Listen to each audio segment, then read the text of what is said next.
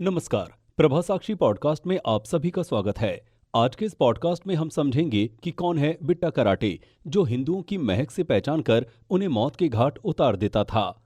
तो आइए सुनते हैं आज के इस पॉडकास्ट को। लेकिन उससे पहले अगर आपने हमारे चैनल को सब्सक्राइब नहीं किया है तो जरूर कर लें, ताकि आप रोज ऐसे ही इंटरेस्टिंग और जानकारीपूर्ण पॉडकास्ट सुन सकें।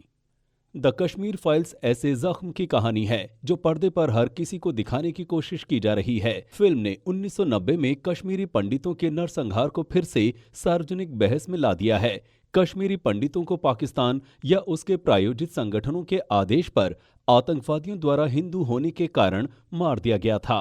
उन्हें रालिव गैलिव या चालिव, कन्वर्ट, डाई या लीव के बीच चयन करने के लिए कहा गया था। करोड़ों लोग मारे गए और हजारों लोग कश्मीर घाटी से भाग गए। कश्मीर फाइल्स के हर एक सीन, एक एक शॉट, एक एक डायलॉग लोगों के जहन में है और इन्हीं डायलॉग या फिर कहें एक इंटरव्यू दिखाने की कोशिश की गई है बिट्टा कराटे की। द कश्मीर फाइल्स की वजह से आज बिट्टा कराटे का नाम एक बार फिर से चर्चा में आया है। आखिर कौन है ये बिट्टा कराटे, कहाँ है ये? पंडितों का कसाई। पाकिस्तान के फरमान के सबसे बड़े अनुपालनकर्ताओं में से एक फारूक अहमद डार, जिसे बिट्टा कराटे के नाम से भी जाना जाता है, वो कश्मीरी पंडितों की लक्षित हत्याओं का नेतृत्व करने वाले संगठन Jammu Kashmir liberation front JKLF का मुखिया है। 1991 के एक इंटरव्यू में बिट्टा कराटे ने 1990 में 20 से अधिक कश्मीरी पंडितों या शायद 30-40 से अधिक की हत्या करने की बात स्वीकार की थी।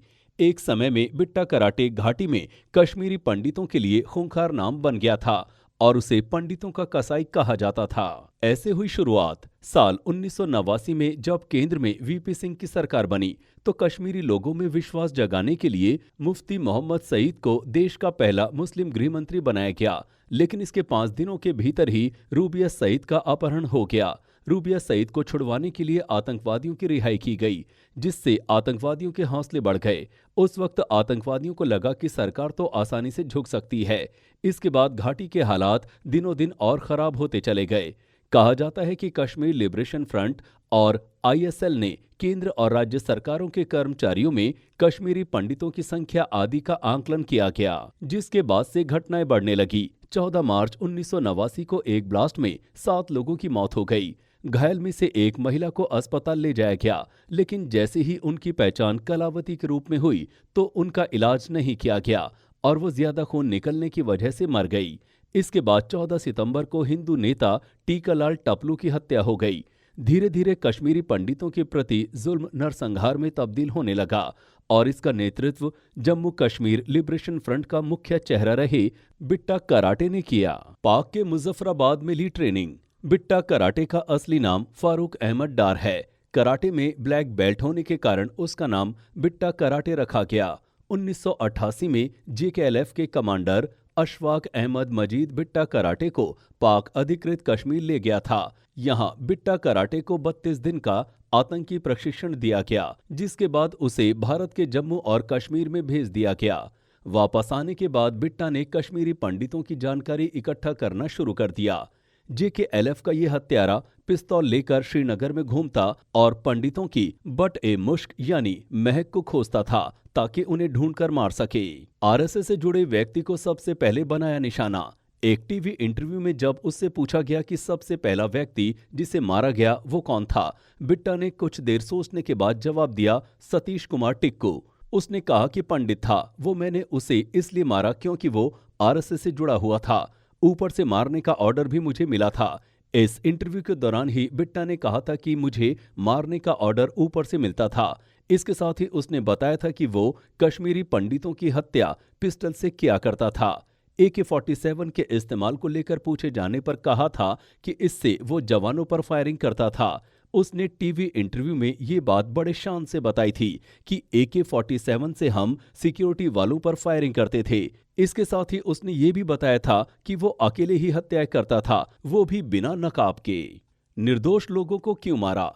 बेगुनाह लोगों को मारने का जरा सा भी इल्म बिट्टा कराटे में नहीं नजर आया था, बल्कि उसने कहा था कि मैंने निर्दोष लोगों को नहीं मारा, मैंने बस ऊपर से आए आदेशों का पालन किया। बिट्टा कराटे ने कहा कि JKLF के शीर्ष कमांडर अशफाक मजीद वानी ने ये आदेश दिया।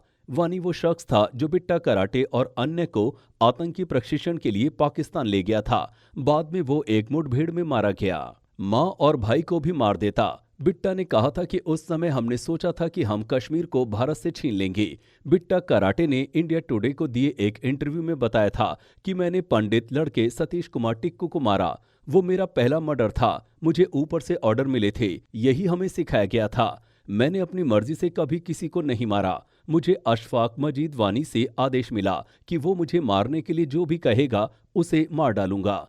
अगर उसने मुझे मेरे भाई या मेरी मां को मारने का आदेश दिया होता तो मैं उन्हें भी मार डालता। जज ने की थी अहम टिप्पणी। बिट्टा कराटे को 1990 में गिरफ्तार किया गया था। वो 2006 तक यानी 16 वर्षों तक जेल में रहा। साल 2006 में उसे जमानत मिलने के दौरान टाडा कोर्ट के जज एन.डी. वानी ने कहा था कि अदालत इस तथ्य से अवगत है कि आरोपियों के खिलाफ गंभीर आरोप हैं, जिसमें मौत या फिर आजीवन कारावास की सजा हो सकती है। लेकिन एक तथ्य ये भी है कि अभियोजन पक्ष ने मामले में सही तरीके से अपना पक्ष नहीं रखा। रिहा होने पर फूलों की पंखुड़ियां बरसाकर हुआ था स्वागत। आईएएस की एक रिपोर्ट के अनुसार बिट्टा कराटे को पिछले 18 सालों से देश की कई जेलों में रखा गया है। कश्मीर घाटी की जेल में रहने के दौरान उसने एक कैदी की सिर कुचलकर हत्या कर दी थी। आगरा जेल में बिट्टा कराटे ने 14 दिन की भूख हड़ताल की थी। बिट्टा कराटे को पुलिस ने पब्लिक सेफ्टी एक्ट के तहत गिरफ्तार किया था। 2006 में जम्मू की टाडा कोर्ट से जमानत पर रिहा हो गया था। सार्वजनिक सुरक्षा अधिनियम पीएसए के तहत उनकी नजरबंदी को रद्द करने के सुप्रीम कोर्ट के फैसले के बाद उसकी रिहाई हुई। रिहा होने पर कश्मीर घाटी में उनका जोरदार स्वागत हुआ। जेकेएलएफ के एक धड़े ने एक जुलूस का नेतृत्व किया, जिसमें उन पर फूलों की पंखुड़ियां बरसाई गई। पुलवामा हमले के बाद एनआईए ने कसा शिकंजा। जेल से छूटने के बाद Bitta Jammu Kashmir liberation front JKLF में शामिल हुआ। पुलवामा हमले के बाद बिट्टा को आतंकवाद विरोधी कानूनों के तहत कार्रवाई करते हुए टेरर फंडिंग के आरोप में 2019 में एनआईए ने गिरफ्तार किया था। यासीन मलिक और बिट्टा कराटे के बीच बाद में विवाद हो गया था। इसके बाद जेकेएलएफ दो भाग जेएकेएलएफ और जेकेएलएफ रियल में बंट गया था। जेकेएलएफ का नेता यासीन मलिक तो जेकेएलएफ रियल का नेता बिट्टा कराटे है। फिलहाल ये दोनों ही दिल्ली के तिहाड़ जेल में बंद हैं।